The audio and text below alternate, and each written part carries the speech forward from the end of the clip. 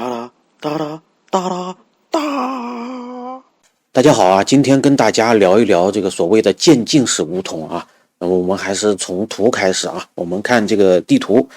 这个是台湾海峡的地图。那么据说呢，我们这个2035年有一个铁路的规划啊，要在这个地方啊，图上这个地方呢，要造一个铁路啊，把这个火车通过去。那么在这个之前呢，大家认为在这个之前就要先统一了啊。那么我们今天就来聊聊这个事情啊。我们先看一下这个台湾海峡的这个海底地形的情况啊。台湾海峡的这个海底的地形呢，其实还挺复杂的啊，跟我们想象的不一样。那么它这里面有一些地名，我们先说一下啊。北面这一块呢，地势比较低啊，颜色越深，这个地势比较低，这个蓝色的部分，叫做这个观音凹陷。然后这一条比较深的呢，这个地方呢，因为这个地方是正好是离那个乌丘那个岛比较近。乌丘这个岛呢，我们等会儿在地图上会给大家看到，这个叫乌丘凹陷。那么这一块呢，地势就比较高起来了啊，高起来的啊。这个点大概是在台湾的云林和这个彰化，所以这个地方的这个地形呢，它叫做云彰隆起。那么这个白的部分呢，我这里面的所有的白色的部分都是海平面正负00的位置啊，再往上的就是水面以上的这个地势呢，就是没有建出来，不给大家看了。我们今天就聊水下的事情。那么这个澎湖这个地方呢，有一条很深的沟，叫做澎湖水道。然后再过来啊，这个地方呢又比较浅了，颜色就是越红的地方越浅，然后绿色的深一点，蓝色的更深一点，紫色的最深啊。那么这个地方呢叫做台湾浅滩，大概就是这样一个地形。那么我们就要看一下啊，就是如果是潜水艇如果要在台湾海峡就是航行的话，那么我们仔细看一下啊，它必须是沿着这样一条路线，从这个澎湖水道这样出去。从这个地方能不能出去呢？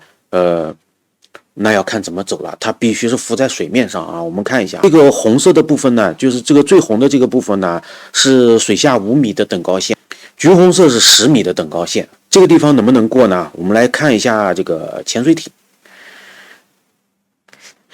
啊，这个是美国的那个弗吉尼亚级潜水艇，因为比那个洛杉矶级还高级一点吧，反正就是核潜艇了，它都是核潜艇。但是它是攻击型的，就是常规作战用的啊，发射那个战斧导弹，还有鱼雷，所以鱼雷是比较可怕的事情。那么这个潜水艇呢，长度啊115米左右啊，我这个数字不是很准确，因为它这个同一级型号呢，那个每一艘的长度都还不一样的，反正大概齐啊，差不多就115米长度。然后它这个底下这个潜水艇的这个筒子呢是11米高，然后这里呢，这个是它这个叫舰岛还是叫什么来着？菠萝头，这个菠萝头，它的高度是5米，然后上面就是这个通气管，还有这个潜望镜呢是之类的啊，就这些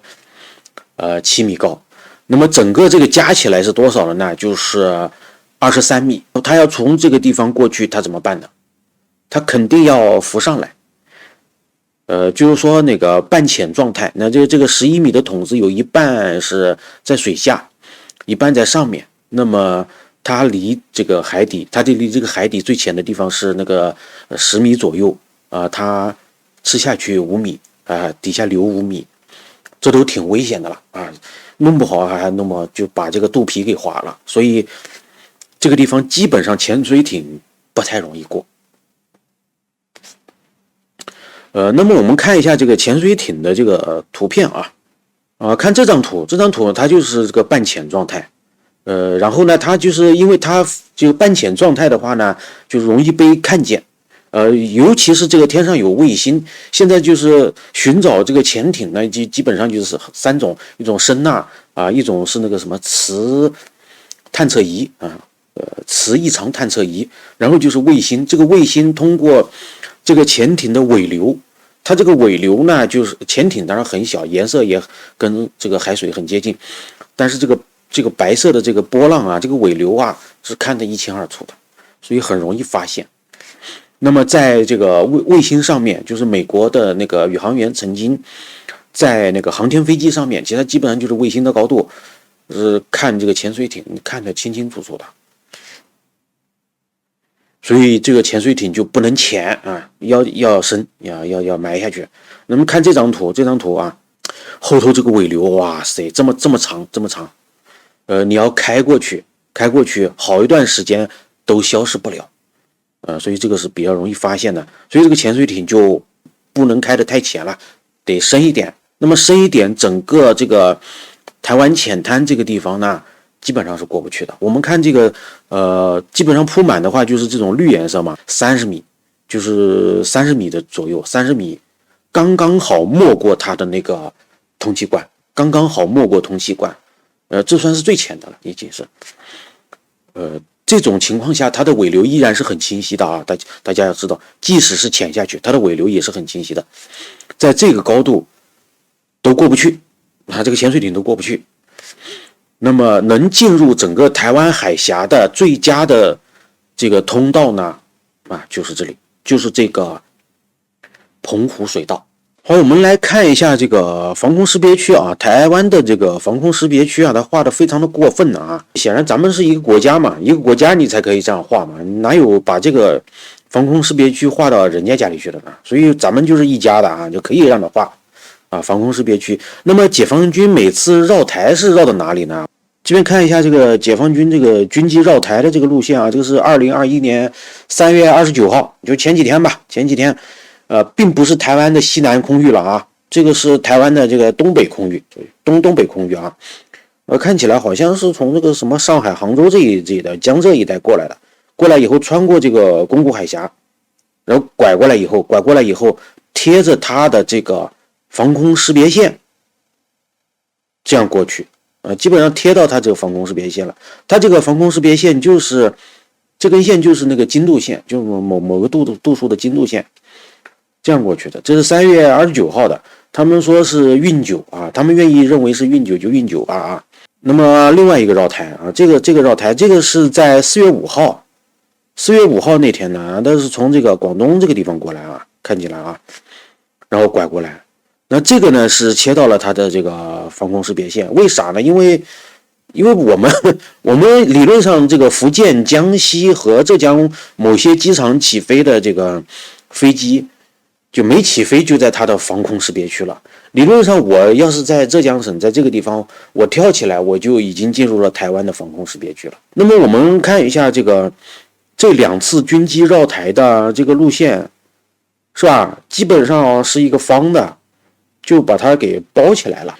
那么在这条线上呢，也是这个所谓潜艇最容易出没的地方。那像这个地方呢，就可以监视这里的澎湖水道。好，我们看一下这个反潜机嘛，有反潜直升机，也有这种反潜专用的这种反潜的这种这种飞机。中国的那个反潜机呢，运9、运8是吧？这个我就不给大家看了啊。我们就看一下美国的这个 P3C 啊 ，P3C， 反正跟它也差不多啊，咱们就是跟那个照它那个做的吧，样子都差不多啊，造型都差不多。然后它这个反潜机呢，就是跟普通的这个侦察机和运输机相比呢，就是区别就是这个后屁股。这个后屁股有一个就是磁异常探测器，那么就是这个潜艇在海底这个无论是活动还是趴窝的时候呢，它的这个磁场对地球磁场的这个改变呢，都能探测得到。但是呢，就是说因为平时海底的岩石也会有这种改变，所以呢平时就是要把整个海底的这种磁场的分布信息都把它收集起来以后呢，就是当这个地方有外来者了，有潜艇过来了，它和平时在这里的什么沉船呐、其他的金属不一样，和平时不一样，那么就探测出来了。所以要经常的去经常到那个相关的海域去收集资料。那中国的这个反潜机也去，美国的这个反潜机它也来。我们看一下这个反潜机啊，有人说中国的那个反潜机这个尾巴呀，比这个 P3C 要大，所以中国的那个更先进啊。这个我不太相信，因为理论上来讲的话，就是美国佬他要把这个尾巴做大，好像并不是特别困难的事情。你看中国这个确实尾巴挺大啊，这个样子跟这个 P3C 好像，比它好看啊，比它好看。然后它这个肚子底下呢，有导弹，然后这个舱里面呢，有这个鱼雷，这种鱼雷呢，就是那个用那个降落伞。用降落伞扔下去，到了水底以后呢，大概会断开以后，它这个就变成这个水发的这种鱼雷了。专打潜艇啊，这种飞机就是专打潜艇，但前提是你要有制空权，是吧？这个飞机呢，台湾也有几架但是它飞不起来啊。然后呢，这个反潜机呢，它还会扔这个就是声呐。那个声呐一般是直升机吊装的，然后它这个飞机呢是撒那种便宜的一次性的声呐，大概是$100一个，600-700块钱，600-700人民币一个，不值钱嘛，一飞机可以装大概90个扔下去啊，以大范围的这个声呐。我们看一下啊，按照解放军这个绕台，按照军机绕台的这个路线，如果按照这个路线飞过去。然后我们把那个声呐撒下去，那么这个声呐的探测范围是45海里，大概是80公里的吧，这个半径80多公里的半径，那么就是这一条线啊。3月9号那天，他这个路线呢，在日本人看来，他这个感受不一样。他说这个解放军去钓鱼岛绕了，或者是去冲绳那个地方绕了，感觉到很危险啊。但是你这个要联系起来看呢。它不是这么回事儿啊！如果是在这条线啊，把这个声呐也一样的扔下去的话，那基本上就是海沟这个地方藏的潜艇，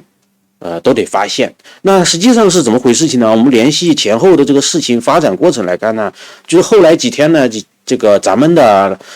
航母舰、咱们的055还有几艘军舰在这个地方搞演习。那么在他们去之前呢，实际上就是派侦察机、派反潜机，先把这个地方呢打扫一下，把这个海底的这些脏东西呢都给它扫掉啊。那个台湾媒体啊，一片又这个紧张兮兮的啊，一惊一乍的啊，说这个共机又绕台了，来了多少架飞机，不知道要干什么啊，因为不知道要干什么嘛，所以觉得很厉害啊，很害怕。实际上呢，就是搞演习啊，就这么简单。那如果是在台湾海峡内部，我们在这个地方扔一个，就是这个声呐的话，那么它基本上整个海峡都可以覆盖到了。前后是吧？按照这个轴线的话，扔个3-4个就够了，就可以完全就覆盖。所以从这个角度来讲呢，在台湾海峡内部发生潜艇大战的可能性呢是不大的。所以潜艇最大的可能性应该是在哪里呢？就是在海沟这个地方，在外面，在这个海沟这个地方。那一般的来讲，就是那个潜艇呢，就是靠近海沟这一边的潜艇和从大洋那边过来的潜艇呢，哪个吃亏呢？就那边过来的潜艇吃亏。靠近海沟的潜艇呢，它的隐蔽性比较好，因为它背后是一堵墙。那边过来的这个声呐呢，就是这相当于雷达了。实际上啊，那个声呐探测得到的信号呢，就是有很多的杂波，它会有很多的干扰，就是这个你隐蔽在这个墙里。那么海洋一侧的这个敌方的潜艇呢，它没有背景，那么你这个声呐就很容易探测到它。所以估计呢，就是将来进行区域拒止呢，所有的潜艇估计对抗的位置应该是在海沟附近。那么我们目前这个军机要做的事情呢，就是这样一条飞行的路线啊，把这个海沟附近的海底的这个磁力线的这个磁场的这个情况先把它摸透，先把它记录下来，然后以便于将来进行比对。鱼雷的这个射程大概是在60公里，所以它这个鱼雷的攻击范围也不是很大啊。实际上呢，如果我们在这个地方填一个岛，就可以彻底的把这个方向的上的潜艇呢都给它封住。那么看一下这个水深啊，在这个北面这个观音凹陷这个地方呢，如果是从我们平潭县平潭岛到新竹这样造一个海底隧道，一般的来讲就是考虑是海底隧道，造桥是绝对没有可能啊，只有在沿海这一段有一点点的比较浅的地方可以造桥，这种深的地方是绝无可能造桥啊，只能是造隧道。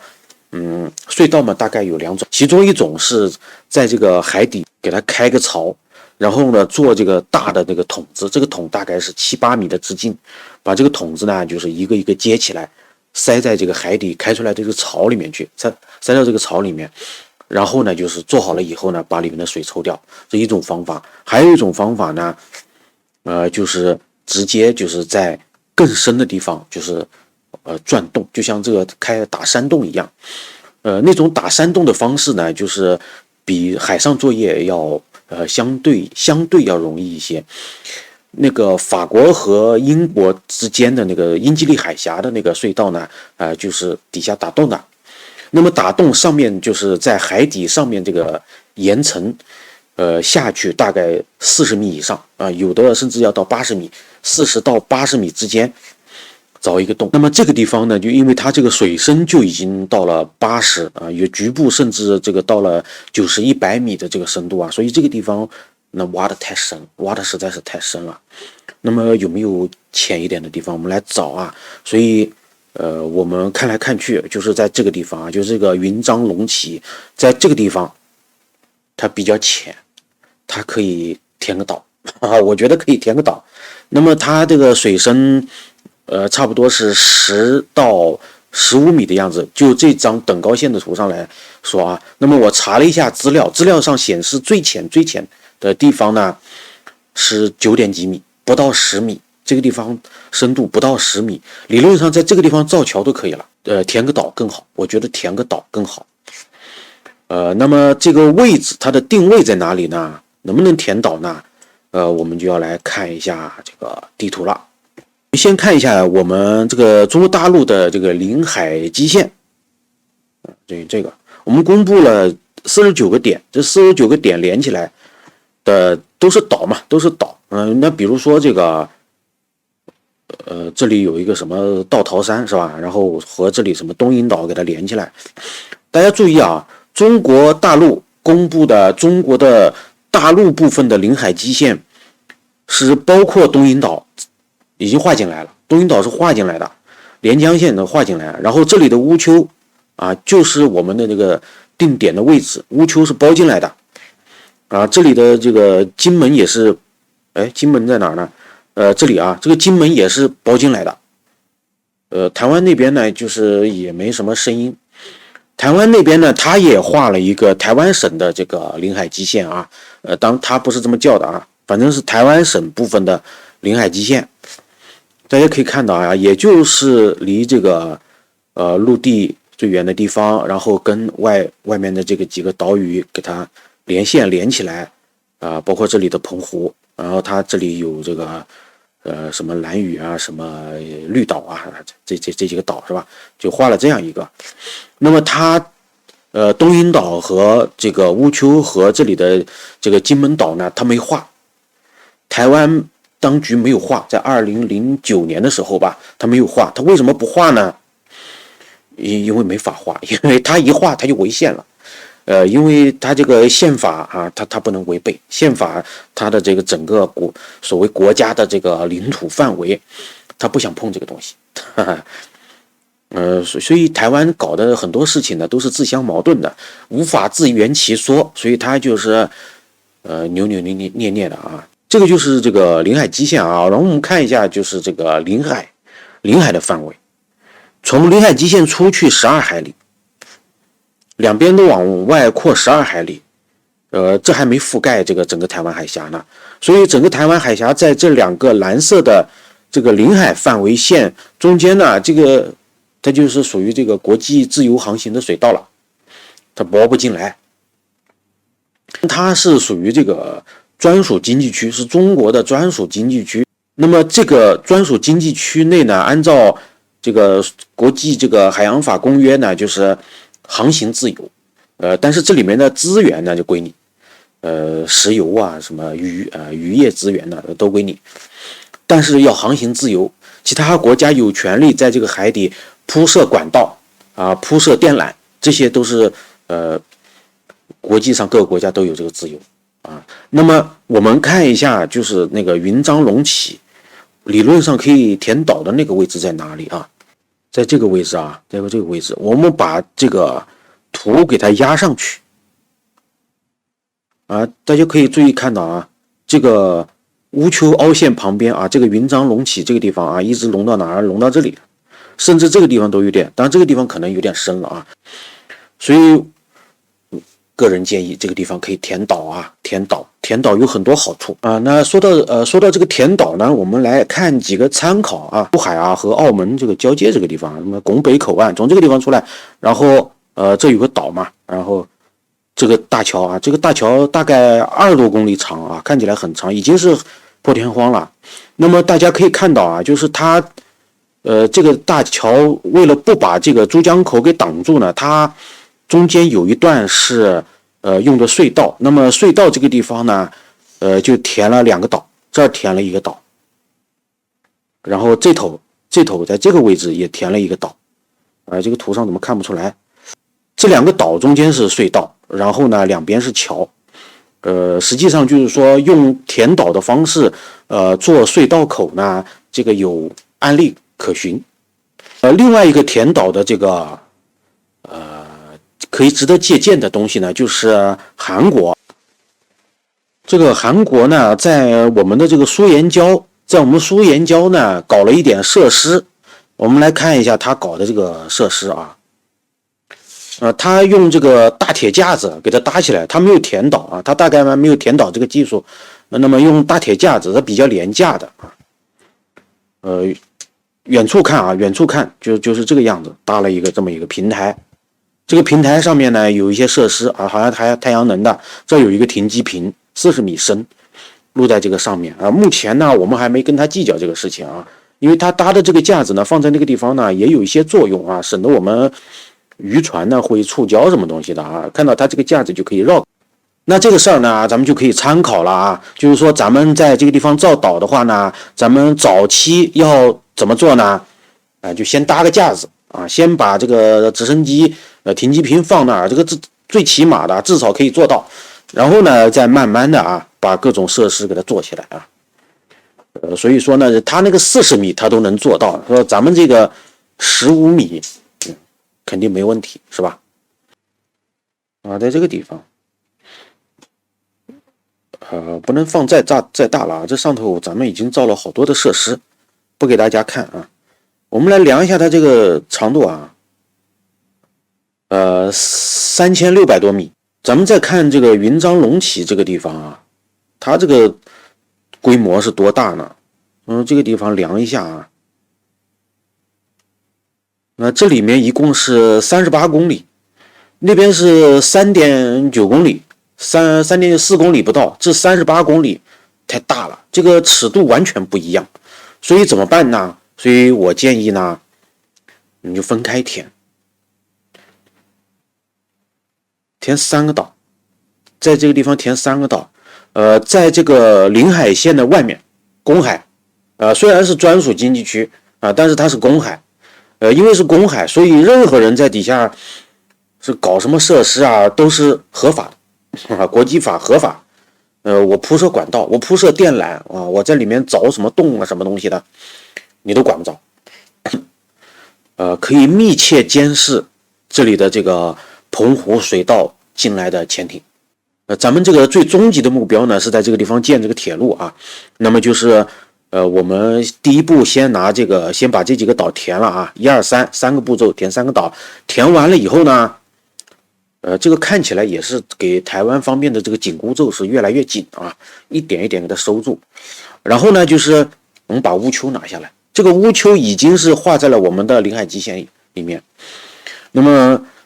实际上台湾方面基本上现在也是放弃了这几个外岛，他已经基本上放弃了，他不派什么兵了。那这个乌丘呢，我们顺便看一眼，这个乌丘呢是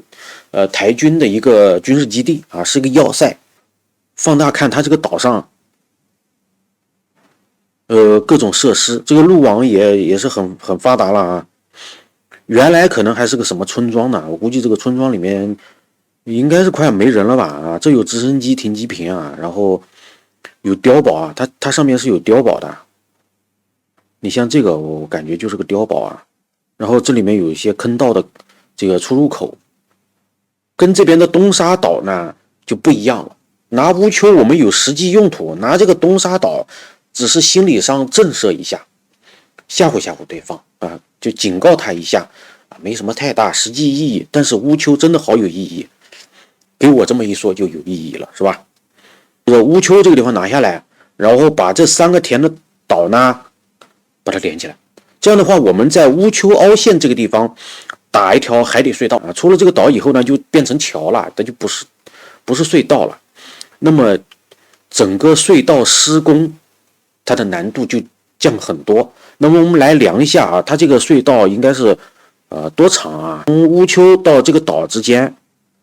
49公里，49公里，不到50公里。不到50公里的话，那么就是差不多和英吉利海峡